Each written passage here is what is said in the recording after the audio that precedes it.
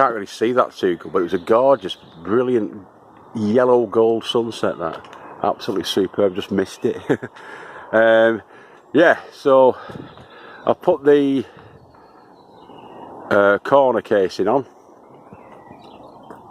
all around the shed tonight. It's not the only thing I've been doing. I've been chatting and I've been doing other things. I've shortened the raised beds on Sarah and John's side as requested, so we can get that flagging done. It's all sealed up, and in fact most of it's sealed up there with the frame sealant. I've still got loads of frame sealant left, but I've just done the inners on the last two because I'm going home. I've had no tea. I'm starving. Right, so this is where our path is going to go, up the centre to the top. So the last two ones of the big long raised beds that our neighbours have got, John and Sarah, I've shortened for them. I tried to use the original timber, but it sort of burst out that way once the end bits were off. It burst out that way, and I couldn't adjust it. I couldn't be bothered, so I just cut some more of the 4x1 just to make up the edge on that one, and then the other one I forced in at the top, and I've netted up at the end there.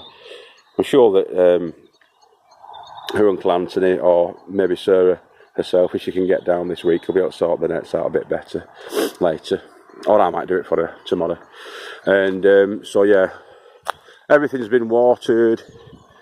I've moved the basil from up there because he was suffering a bit, and I put him down here, and he's still drooping, but hopefully he'll pick up overnight and be okay. If not, I might have to sort something out. There's the blueberry bush there, right there. Little baby blueberry bush, that one was. The fruit bushes are a riot at the minute. We're running a bit low on water, so I might have to top these all up again this weekend, just in case. The two at the top there, Big Daddy feeder feeding into Little Mummy.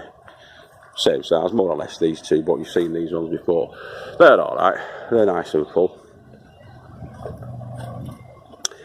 As I say, watered absolutely everything as usual. And getting quite a few flowers coming now on the little strawberries in the buckets. We're going to relocate these to a place where we can give them a permanent home. At the moment, the temperature's dropped to about 10 degrees Celsius or 45 degrees Fahrenheit on there. It'll probably be something similar inside because the door's been open for ages in here. Yeah, right near the door. It's the same. It's been open since I got down, to be fair. Yeah, so all of these have been watered. I'm hoping that the capsicum picks back up again, the sweet pepper. Because the little dwarf cucumbers, or whatever they were called, are here. From home base. Mini cucumbers. They perished within about 2 days then. Poor little sods. Look at them, it's a shame for them. Because it just got too hot or whatever in here. And they went. You got to take your losses with your victories on this game. Oh, so I am told. So there you go. There's the Alicante. Him that was really suffering before, Totem, when I first got him. He's coming on, he's starting to get flowers on. I'm pinching out a few more of these little suckers as I'm seeing them. And they grow between the two main, well, between the stem and the offshoot.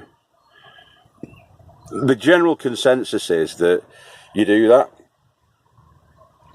you get rid of them, and Brenda from one of the other plots has been coming on chatting to us because she comes down watering every night, and she comes down about 7 o'clock every night after tea, and she reckons that you should get rid of the low ones as well, the sort of low branches that come out, so that it gives more energy to the stem as it's growing up, because you don't get any actual tomatoes coming off them low ones anyway. So she says you might as well just cut them out, nip them out, which I'm going to do now as we speak, as you can see. I always take advice. If it works, it works. I can't see it harming the plant too much anyway. Just taking them lower ones off, and then as they come up, they can come across, and hopefully we'll get tomato runners coming over. And plenty of toms on them, but there's some flowers already starting on them now. I wonder if it's getting a bit hot and a bit bunched together, these, actually. I'm going to clear off the opposite bench, this bench, and stick them on this side, so they'll be halved and halved. So it'll be 12 altogether. I think I've got 12. Can't remember. 1, 2, 3, 4, 5, 6, 7, 8, 9, 10, 11, 12. But obviously he's a capsicum. He's a pepper.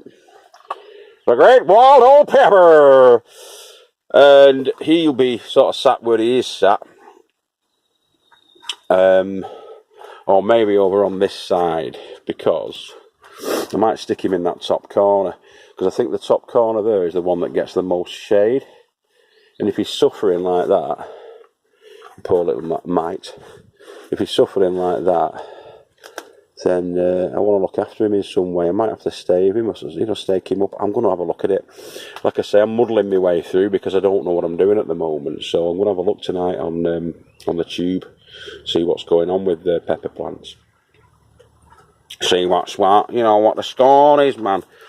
Have you got any? Have you got any or what, man? Right. There it is, Earth, the planet on which we live, and I was going to show you this last time. I've cunningly covered up the plot name, plot number, at the top there. But this was the plan for the plot that I submitted to the committee at the beginning.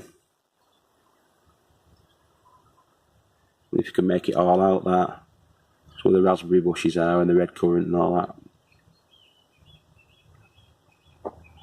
It's not like that anymore. Well, it is partially, but everything's misplanted. They're not in the same spots. There's me north, south, east and west down here, north and south. Prevailing wind as it comes down the hill. Cold air drops and warm air rises, and so you get it coming down the hill the majority of the time, but it does come as well. I've noticed occasionally you do get some gusts coming from the direction of where the sun sets over there. It comes up off the valley. I don't know what the score is there, but there must be some sort of prevailing wind coming this way, like a westerly wind coming up that way when it is windy. It's very, very still and quiet and very calm. Has been for the last few days. Probably about 5 or 6 days, and we've had no rain actually for about 4 or 5 days at all. Nothing at all. But there we are, another lovely, lovely, beautiful evening down at the Little Farmer's Farm. As the sun slowly sets in the west, it's time for bed. Good night, sleep tight, and mind those awful bed bugs don't bite. Bye bye.